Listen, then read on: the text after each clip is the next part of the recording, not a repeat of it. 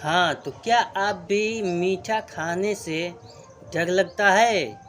तो आप मीठा खाना स्टार्ट कीजिए, क्योंकि हम हैं आपके साथ योग गुरु रिंकू मौर्य।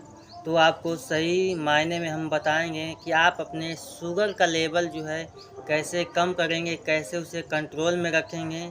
आइए, तो इसके लिए हम बताते हैं कुछ ऐसे योगासन और कुछ ऐसे एक्सरसाइज जिससे आप अपने शुगर को कम कर सकेंगे और आप भी मीठा खा सकेंगे। क्योंकि शुगर वाले पेशेंट को सबसे पहले लगती है भूख, और भूख जब भी लगती है तो उसे बर्दाश्त नहीं होता है। तो आप जो है हमेशा जो है भूखे पेट कभी भी ना रहिए, कुछ न कुछ हल्का खाते रहिए। फ्रूट खाइए, रोटी सब्जी खाइए, दाल खाइए, लेकिन ये एक्सरसाइज आप ज़रूर कीजिए जिसको हम बताने जा रहे हैं।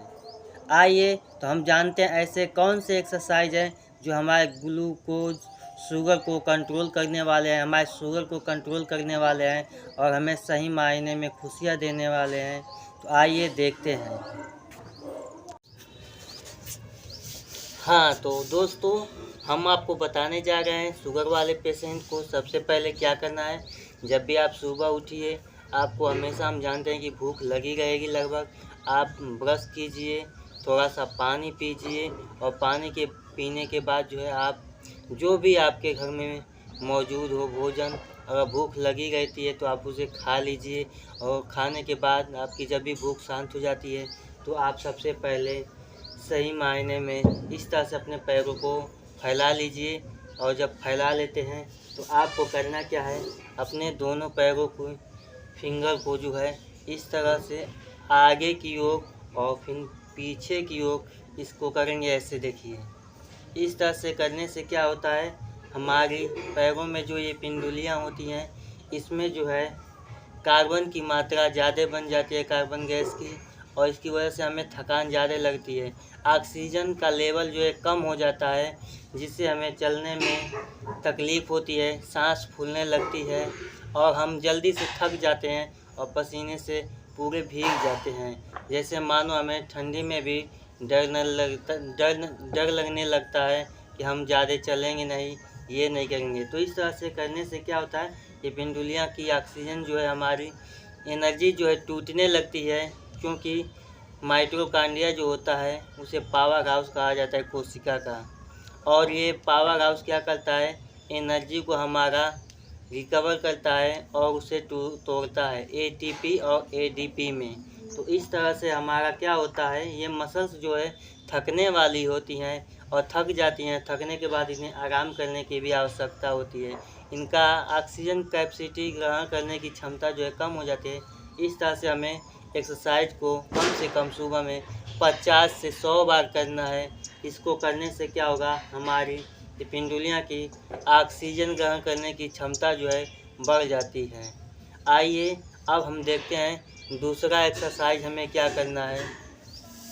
हम किसी भी वस्तु पर बैठ जाएंगे और बैठ करके जो है अपने पंजों को, या खड़े होकर के भी अपने पंजों को जो है इस तरह से ऊपर की ओर उठाएंगे। इस तरह से धीरे धीरे उठाएंगे,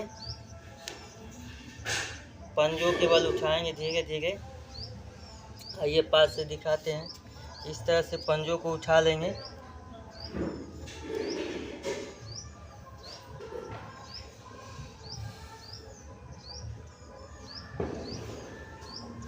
तो इस तरह से करने से हमारा क्या होता है, थकान कम होने लगती है। और इसके अलावा अपने घुटनों को इस तरह से आगे और पीछे भी कर सकते हैं खड़े होकर के हम लोग ऐसे, जिससे हमारे घुटने जो हैं मजबूत होंगे। इसमें जो है लचीलापन बढ़ेगा, जो हमारे घुटने नहीं चढ़ पाते हैं। इसके बाद हम लोग थोड़ा सा अपने पैरों को इस तरह से ऊपर उठाएंगे और नीचे करेंगे। इस तरह से क्या होगा, जब भी हम लोग सीढ़ियों पे चढ़ेंगे या चलेंगे, हमें पैर को उठाने में किसी तरह की समस्या नहीं होगी। तो इस तरह से हम लोग अपने पैरों को उठा सकते हैं, चाहे जिस भी उम्र के आप हों, 60 हो, 70 हो, 80, 90। आप थोड़ा बहुत कुछ न कुछ काम सुबह के टाइम करते रहिए, ताकि आपकी शरीर जो है थके और थकने के बाद जो है भूख आपको लगेगी तभी आप कुछ खाएंगे। इस तरह से हम लोग अपनी एक्सरसाइज को कंप्लीट करते हैं। आइए देखते हैं इसके अलावा और कौन सी एक्सरसाइज है जिसको हम लोग कर सकते हैं। इसके अलावा कमर के लिए जो है हम लोग, क्योंकि बुढ़ापे में कमर जो है हमारा दर्द करने है, इसलिए हम लोग कमर के लिए सबसे अच्छा एक्सरसाइज कि हम लोग इस तरह से झुकने का काम करेंगे। आगे की पीठ को सीधा रखेंगे और आगे की ओर झुकने की कोशिश करेंगे। इस तरह से जितना हो सके उतना ही करेंगे। इस तरह से ये जो है हमारी सांसों की कैपेसिटी को बढ़ाता है। फेफड़ा जो भी होता है इसमें ऑक्सीजन ग्रहण करने की क्षमता बढ़ती है, क्योंकि हम लोग जैसे ही नीचे जाएंगे सांसों को छोड़ देंगे और जब नीचे से ऊपर की ओर आएंगे तो हम लोग सांसों को खींच लेंगे।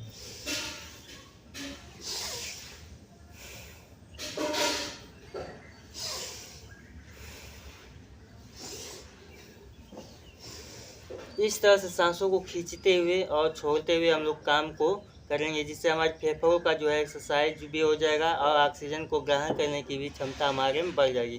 क्योंकि जिस भी व्यक्ति के अंदर ऑक्सीजन की ग्रहण करने की क्षमता नहीं होता है वो जल्दी से हांफने लगते हैं और थक जाते हैं, उन्हें खांसी की भी समस्या आती है।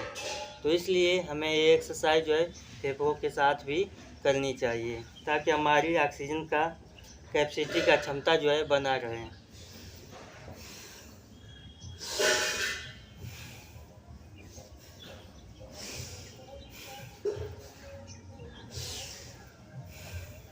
और इसके अलावा बैठे बैठे जो है हम लोग आराम से जो है कपालभाति भी कर सकते हैं, जिसमें हम लोग अपने पेट के अंदर की समस्या को भी ख़त्म कर सकते हैं। इसके लिए हम लोग तेज़ी से सांस को जो है बाहर की ओर छोड़ते हैं।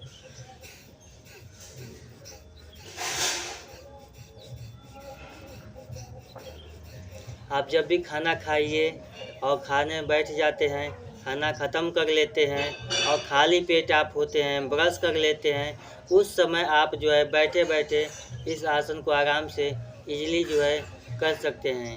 क्योंकि जब भी हमारा पेट खाली रहेगा तो इस आसन को हम लोग आराम से कर सकते हैं।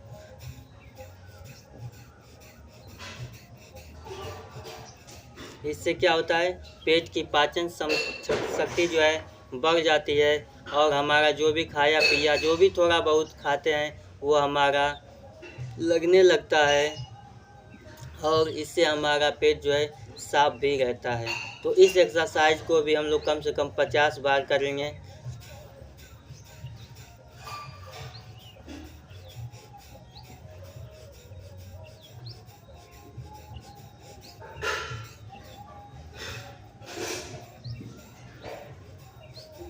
हाँ तो दोस्तों, इस एक्सरसाइज को हम लोग डेली करेंगे और अपने शुगर को कंट्रोल करेंगे। और आगे हमसे जो भी समस्या होगी आप हमें शेयर कीजिएगा, बताइएगा कि आपको क्या दिक्कत हो रहा है, तो उस समस्या को भी हम लोग आपको ख़त्म करने के लिए आपको उपाय ज़रूर बताएंगे। नमस्कार।